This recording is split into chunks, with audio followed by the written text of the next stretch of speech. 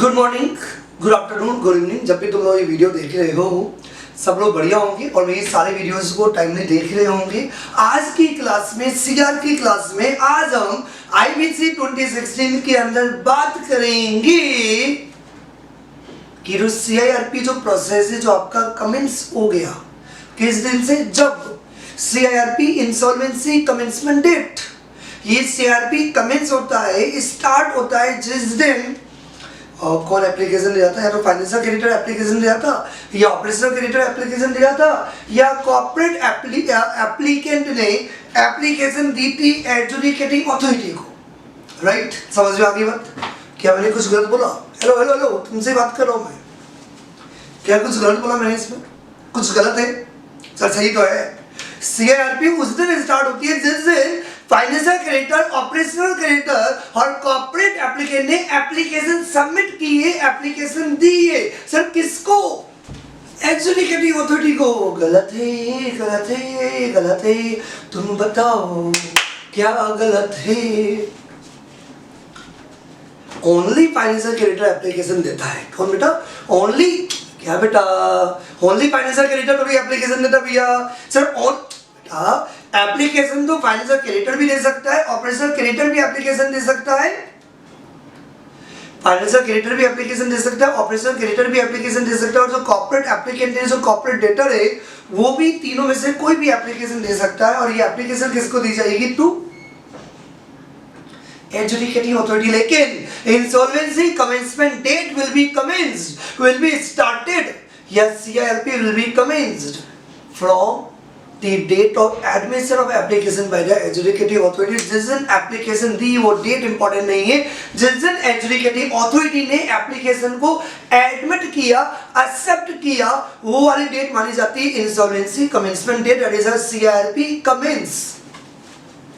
चलिए, जो CIRP commence हो गया ये तो हमने लास्ट क्लास का रिवीजन किया है, आगे हम कंटिन्यू करेंगे। आज हम बात करने वाले हैं सेक्शन 12 के बारे में। सेक्शन 12 ऑफ आईबीसी 2016 ये क्या कहता है? ये कहता है कि जो सीआईआरपी आपका स्टार्ट हुआ है ना, ये क्या टाइम पीरियड है जिसमें आपका सीआईआरपी कंप्लीट हो जाना चाहिए। जब लॉ मेकर्स ने 2016 में आईबीसी बनाया तो उनका विजन बिल्कुल क्लियर था, हमें इंसॉल्वेंसी को रिजॉल्व करना है, लेकिन in a time bound. Time bound is important. इस समय इकोनॉमी के अंदर सबसे इंपॉर्टेंट लॉकडाउन। तो एक काम करते हैं, 3 साल के अंदर लॉकडाउन कर दो। सर कैसी बातें करते हो सर? सर 3 साल के लिए लॉकडाउन किया तो इकोनॉमी वैसे ही खत्म हो जाएगी। इकोनॉमी भी और पर्सन भी अपने आप खत्म हो जाएंगे। यदि इकोनॉमी नहीं रहेगी तो पर्सन क्या करेंगे? सर खाने पीने के लिए कुछ रहेगा ही नहीं। तो सब चीजें कनेक्टेड है, बहुत जल्दी बहुत जरूरी है, टाइम से होना बहुत जरूरी है। तो इंसॉल्वेंसी को यदि आपको रिजॉल्व करना है तो वो भी टाइम बाउंड मैनर होना चाहिए। इसका मतलब एक टाइम पीरियड होना चाहिए जिस टाइम पीरियड के अंदर आपकी इंसॉल्वेंसी रिजॉल्व होनी चाहिए। सेक्शन 12 में क्लियरली दिया हुआ है कि there is a time period. जिस दिन सीआईआरपी आपका स्टार्ट हुआ, जिस दिन आपका सीआईआरपी स्टार्ट हुआ, जिस दिन आपका इंसॉल्वेंसी कमेंसमेंट डेट, मतलब जिस दिन एडजुडिकेटिंग अथॉरिटी ने एप्लीकेशन को एडमिट किया, एनसीएलटी ने एप्लीकेशन को एक्सेप्ट किया, the time period is 180 days. 180 days approx बोल सकते हैं, 6 महीने, 6 मंथ्स। तो 180 डेज के अंदर, 6 मंथ्स के अंदर ये जो भी आपका सीआईआरपी का गेम है, ये पूरा गेम, मुझे पता है तुम लोगों के दिमाग में रोज आ रहा होगा, सर सीआईआरपी में होता क्या होगा? मजा आएगा ना? अभी इसके 10 बार अपन वही पढ़ने वाले, बहुत मजा आने वाला है। मैंने पहले ही बोल दिया है, सबसे बढ़िया सब्जेक्ट यदि कोई है तो वो आईबीसी है। I love IBC. सबसे इंटरेस्टिंग और सबसे इजी सब्जेक्ट और सबसे प्यारा सब्जेक्ट, सबसे प्यारा सब्जेक्ट। वादा मेरा, टिप्स में याद करा दूंगा, समझा दूंगा, माइंड में सेट हो जाएगा, बहुत इंटरेस्टिंग है। हम बात क्या कर रहे हैं? हम बात ये कर रहे हैं कि जो आपका इंसॉल्वेंसी कमेंसमेंट डेट है, एडजुडिकेटिंग अथॉरिटी जिस दिन एप्लीकेशन एडमिट की उसके 180 डेज के अंदर आपका सीआईआरपी कंप्लीट हो जाएगा। मैं क्या कह रहा था, तुम लोगों के दिमाग में रोज डाउट आता है कि इसे सीआईआरपी में होता क्या है, इसके 10 बार डिटेल में वही हमें कवर करना है, तो अपन बीच में डिस्टर्ब नहीं होंगे।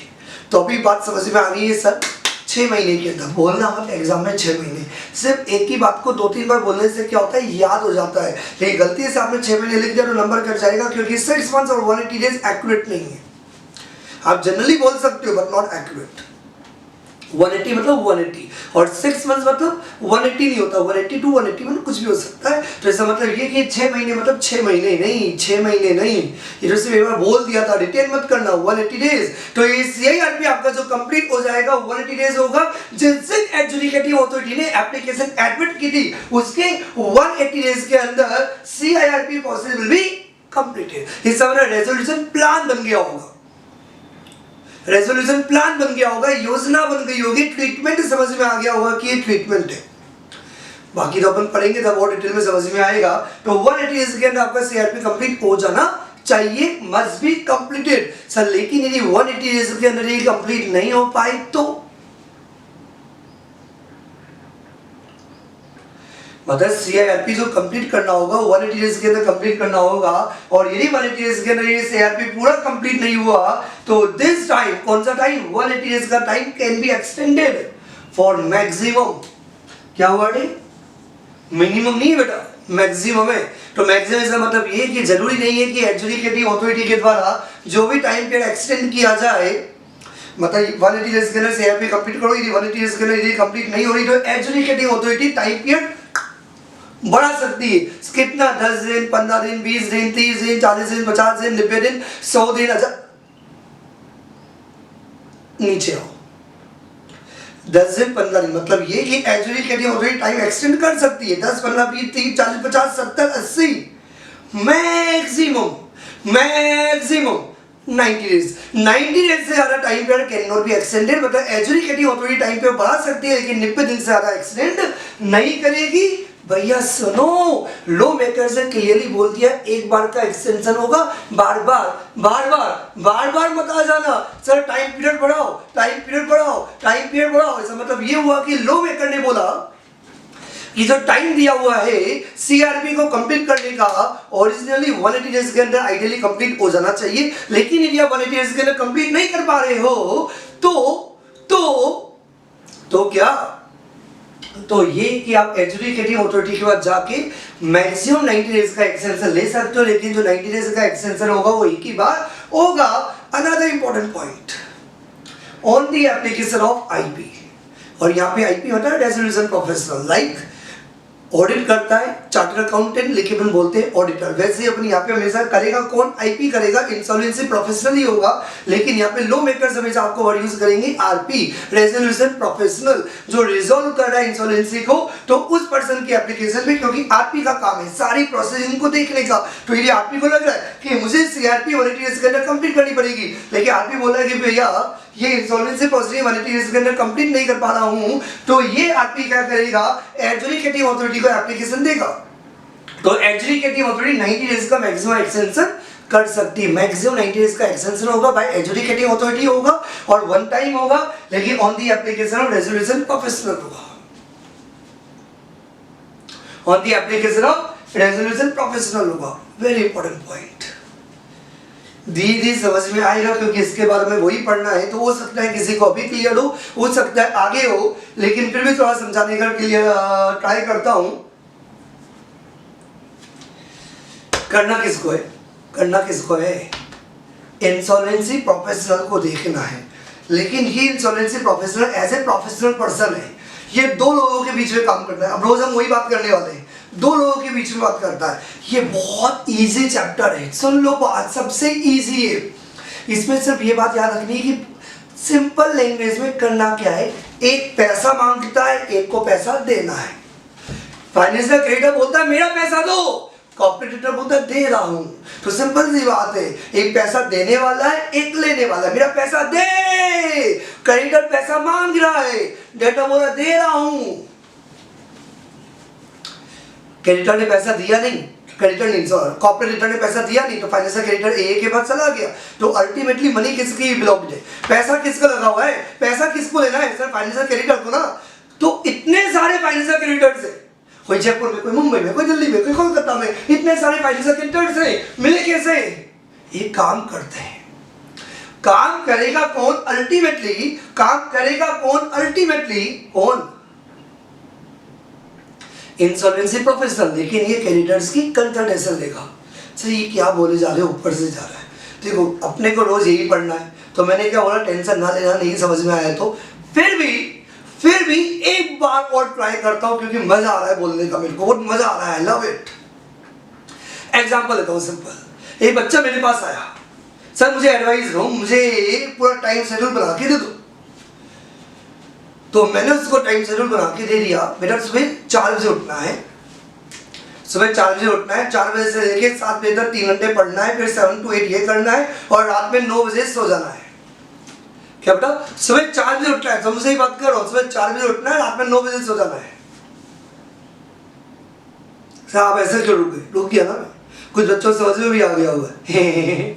सुबह 4 बजे जाना है, 10 बजे उठता हूं। तो इसका मतलब ये हुआ कि प्लानिंग मेरी होगी, प्लानिंग तो मेरी होगी, आइडिया तो मैं ही दूंगा। सिंपल सी बात ये आती है, मैं देखूंगा सब कुछ, लेकिन बच्चे से पूछूंगा बेटा एक काम कर, क्योंकि डायरेक्शन मेरा होगा, गाइडेंस मेरा होगा, लेकिन स्टूडेंट्स को भी इन्वॉल्व करना होगा। बेटा एक काम कर, उठता कितने बजे? सर मैं 10 बजे से पहले कभी उठता ही नहीं, तो एक काम कर बेटा रात में 3 बजे तक पढ़ जाऊंगा। सर रात में 3 कह रहे, 4 बजे तक भी पढ़ लूंगा।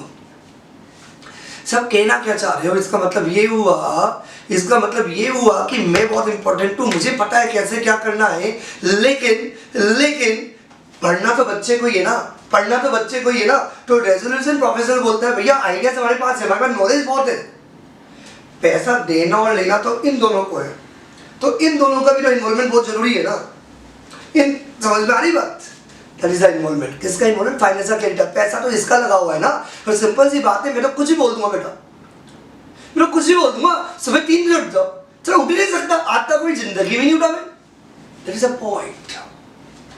जो लोग इन्वॉल्व है, जो लोगों का मैटर कनेक्टेड है, उनका इन्वॉल्वमेंट चाहिए होगा, कंसेंट चाहिए होगा, परमिशन चाहिए होगा। वैसे ही पैसा फाइनेंशियल क्रेडिटर्स का अटका हुआ है, तो फाइनेंशियल क्रेडिटर की कंसेंट। तो फाइनेंशियल क्रेडिटर बहुत सारे उन्होंने क्या बना रखा है? Committee of creditors. क्या बना रखा है? Committee of creditors. तो यहाँ पे इसलिए क्या दिया हुआ है कि जो कमिटी ऑफ क्रेडिटर्स हैं, वो committee of creditor resolution professional को इंस्ट्रक्शन देगी, परमिशन देगी। कितना percent? 66% of the voting share. एक नया वर्ड और है, ये भी डिटेल में आगे आएगा, लेकिन फिर भी थोड़ा सा आइडिया दे दूंगा। VS वोटिंग शेयर, जिसे अपन नॉर्मली बोल सकते हैं voting rights. For example 15 total 15 financial creditors है, तो एक फाइनेंशियल क्रेडिटर का कितना वोटिंग शेयर आ गया? 1/15। ऐसे मत करना कि 1 2 3 4 5 6 7 8 9 10 11 12 15 फाइनेंशियल क्रेडिटर्स, तो एक का कितना हो गया? 1/15। नो, एक मोटा है, पतला है। सही, मोटा पतला वाला कंसेप्ट। वैसे मोटा पतला नहीं देखना आपको। मतलब मैं कंपनी से 1 करोड़ मांगता हूं, कोई 10 लाख मांगता है, कोई 5 करोड़ मांगता है, कोई 500 करोड़ की पार्टी है, बहुत सारे कंपनी के फाइनेंशियल क्रेडिटर्स है। तो जितना अमाउंट है, उस अमाउंट के आधार पे प्रोपोर्शनेटली शेयर निकलेगा, उसे बोला जाएगा वोटिंग शेयर। तो जितने भी फाइनेंशियल क्रेडिटर्स के अमाउंट है, उसमें से मेरा वोटिंग राइट्स कितना होना चाहिए? मतलब ये कि एक कमिटी ऑफ क्रेडिटर्स के अंदर हमने, जो भी कमिटी ऑफ क्रेडिटर्स आगे डिटेल में आएगा, तो एक कमिटी ऑफ क्रेडिटर्स आपने बनाई, उसमें सारे फाइनेंशियल क्रेडिटर जो भी रूल बोलता है उसके अकॉर्डिंग आपने फाइनेंशियल क्रेडिटर्स को इंक्लूड किया। तो उतने फाइनेंशियल क्रेडिटर्स की कंसेंट चाहिए होगी जो 66% वोटिंग शेयर बने। तो यदि 66% वोटिंग शेयर से यदि कमिटी ऑफ क्रेडिटर्स यदि रेजोल्यूशन पास कर देती है और आरपी को ऑथोराइज कर देती है, तो इसका मतलब आरपी एप्लीकेशन देगा, लेकिन ऑन द ऑथोराइजेशन या when the resolution passed in the meeting of committee of creditors, किसको एप्लीकेशन देगा? एजुकेटिंग अथॉरिटी को। Then adjudicating authority maximum extension करेगी 90 डेज का, वो भी 1 टाइम ओनली। इतना समझ में आया? फिर एक अमेंडमेंट और आ गया 2019 में, एक अमेंडमेंट और आ गया, provided further that there is one more amendment. ये क्या कहता है? ये कहता है कि आपने इतना लो बना दिया, समझ में आ गया। 1 वर्ड में बोला जाए, अब तक जो हमने पढ़ा सिंपल लैंग्वेज में, CIRP 180 डेज में कंप्लीट हो जाएगी। CIRP 180 डेज के अंदर कंप्लीट हो जाएगी और एजुकेटिंग अथॉरिटी वन टाइम का एक्सटेंशन देगा जो मैक्सिमम 90 डेज का होगा। तो 180 plus 90, 180 plus 90 it means CIRP 270 days में कंप्लीट हो जानी चाहिए। ओरिजिनली 180, 90 डेज का और एक्सटेंशन मिलेगा, एक ही बार मिलेगा। 270 डेज के अंदर ये आपका CIRP कंप्लीट हो जाना चाहिए। लेकिन practically due to number of reasons, due to number of practical problems, ये टाइम पीरियड एक्सटेंड हो जाता था प्रैक्टिकली लॉट ऑफ रीजंस की वजह से टाइम पीरियड जब एक्सटेंड होने लगा तो लॉ मेकर्स ने प्रोविजन और निकाल दिया कि वैसे तो लॉ 270 डेज है लेकिन बहुत बार प्रैक्टिकली टाइम पीरियड एक्सटेंड हो रहा है, तो हमने प्रोविजन बना दिया किसी भी केस में ये CIRP आपका 330 डेज से लेट नहीं होना चाहिए। मैंडेटरी ये CIRP must be completed with in 30 days. Overall सब मिलाते हुए 330 डेज के अंदर आपका CIRP कंप्लीट हो जाना चाहिए, क्योंकि प्रैक्टिकली ये डिले हो रहा था due to lot of reasons. तो लॉट ऑफ रीजंस की वजह से जब डिले होना स्टार्ट हुआ तो 2019 के अंदर एक अमेंडमेंट आया, इन्होंने प्रोवाइडेड फर्दर डेट को इंक्लूड किया एंड अकॉर्डिंग टू दैट वैसे लॉ मेकर्स एक बार 270 अभी भी 270 रखा, क्योंकि ओरिजिनली तो हम यही चाहते हैं कि आपका CIRP 180 के अंदर कंप्लीट हो जाए, वन टाइम का एक्शन 90 डेज आ जाए, लेकिन बाद में इन्होंने कवर कर लिया। ओवरऑल आपको ये देखना पड़ेगा कि CIRP must be completed with in 30 days. 330 days से डिले नहीं होना चाहिए किसी भी केस में, किसी भी कोज में। मैंडेटली 330 डेज के अंदर CIRP must be completed. Write down fast. इसके बाद अभी एक और प्रोविजन बाकी है, वो लिखने के बाद एक लास्ट अपना सेक्शन है, देन ये जो चैप्टर जो अपन पढ़ रहे थे 15 that will be completed. Write down fast.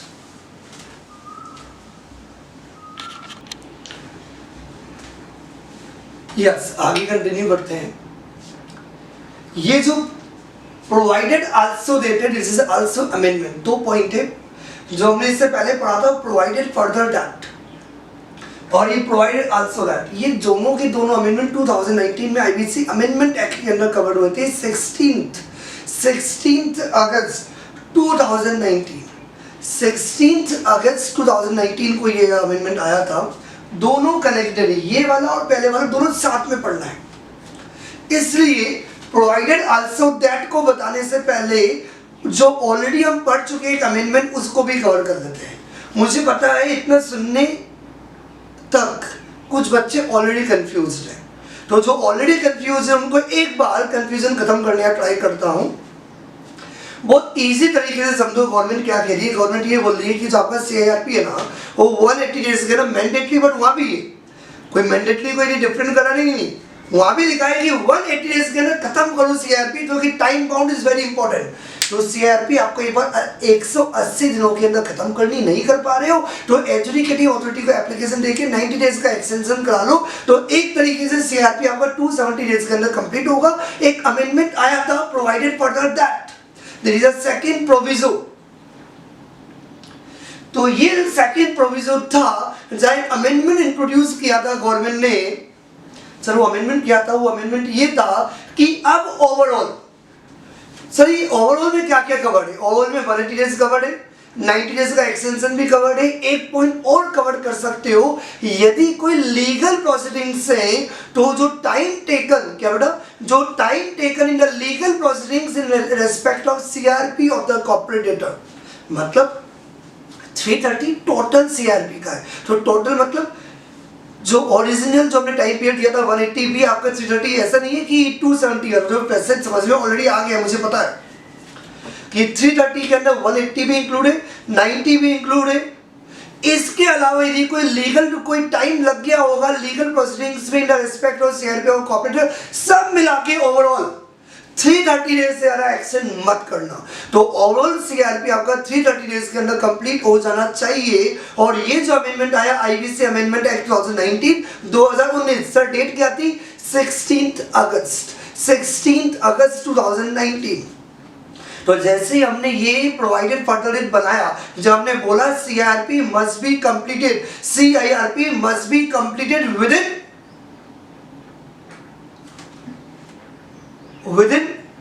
330 days. जैसे हमने बोला कि CIRP आपका 330 डेज के अंदर कंप्लीट होगा, तो हमने डायरेक्टली बना दिया, यहाँ पे आ जाओ प्रोवाइडेड आल्सो डेट। रुको भैया, यदि कोई CIRP आपका जो चल रहा है, मतलब कोई भी IRP of the corporate debtor, और इसका वन वर्ड में पूरे को बोल सकते हो CIRP। Sir IRP insolvency resolution process of corporate debtor, या CIRP is pending and not completed with in the period. क्योंकि हमने सेकंड प्रोविजन के अंदर बोला 330 डेज के अंदर से 330 डेज के अंदर। अब IBC अमेंडमेंट एक्ट 2019 16 अगस्त 2019 अभी हमने पहले पढ़ा था कि 330 डेज के अंदर CIRP मैंडेटली कंप्लीट हो जाना चाहिए। लेकिन यदि हमें लगता है, जब ये अमेंडमेंट आ रहा है और हमें लग रहा है कि 330 डेज के अंदर ये CIRP कंप्लीट नहीं हो पाएगी, जो पेंडिंग है, तो जो CIRP आपका पेंडिंग है, जो 330 डेज के अंदर हमें लग नहीं रहा है कि कंप्लीट हो पाएगा, उनके लिए हमने बोला सुनो, CIRP must be completed within 90 days from the date of IBC Amendment Act 2019, from the date of amendment IBC Amendment Act, that is 16th August 2019। Sir नहीं समझ में आ रहा, ये वाला जो प्रोवाइडेड है, provided also it is connected with the provided further, दोनों एक अमेंडमेंट है जो 16 अगस्त 2019 को IBC के अंदर किया गया। IBC की जो CIRP जो प्रोसेस है मैंडेटली 330 डेज के अंदर कंप्लीट हो जानी चाहिए। लेकिन 16 अगस्त को जब ये अमेंडमेंट आया तो हमने एक पॉइंट और कवर किया कि यदि जो CIRP का प्रोसेस पेंडिंग है और अभी तक कंप्लीट नहीं हो पाया है, 330 डेज के अंदर हमें लग रहा है कंप्लीट नहीं होगा, उनके लिए हमने बोला जिस दिन से ये अमेंडमेंट आया 16 अगस्त 2019, 90 डेज, क्या बोला मैंने, 90 डेज के अंदर आपका IRP, आपका CIRP कंप्लीट हो जाना चाहिए। कितने दिनों के अंदर, 90 डेज के अंदर। तो ये सेपरेट नहीं है, ये अलग से नहीं है, it is connected with 330 days, this is a part of amendment. 16 ऐसे याद करना है, 16 अगस्त 2019 को एक अमेंडमेंट आता है IBC के अंदर, वो ये कहता है कि आपका CIRP ओवरऑल मिला के, सब मिलाते हुए, सब कुछ जो लीगल टाइम है, जो एक्सटेंशन है, सब मिला के जो भी किसी भी तरीके से हो, हर तरीके से आपका CIRP 330 डेज के अंदर कंप्लीट हो जाना चाहिए। लेकिन 16 अगस्त को हमने बोला, पहले डिले हो सकता था, तो हमने बोला अब जो CIRP पेंडिंग है, जो अभी तक कंप्लीट नहीं हो पाया, 330 डेज के अंदर नहीं हो पाएगा, उनके लिए हम क्या करेंगे, 90 डेज के अंदर, विदिन 90 डेज के अंदर क्या होगा, विदिन 90 डेज के अंदर क्या होगा, आपका CIRP कंप्लीट हो जाना चाहिए या हो जाएगा, आपको करना पड़ेगा। समझ में आ रही बात, वेरी गुड। यहाँ पे अपना कंप्लीट हो गया section 12। Now we come to the section 12A। ये सेक्शन 12A जो अमेंडमेंट आया था 2018 में आया था, वैसे 12A करते ही समझ में आ गया होगा। जब भी हम लोग के अंदर बनाते हैं, कभी ABC नहीं आता, वहाँ पे डायरेक्टली 10, 11, 12 होता है, और जब धीरे धीरे अमेंडमेंट होता है तो उनमें ABC ऐड हो जाते हैं। ये एग्जाम के पॉइंट से बहुत ज़्यादा इंपॉर्टेंट नहीं था, फिर भी नॉलेज के लिए बता दिया। तो ये 2018 का अमेंडमेंट है, सेक्शन 12A।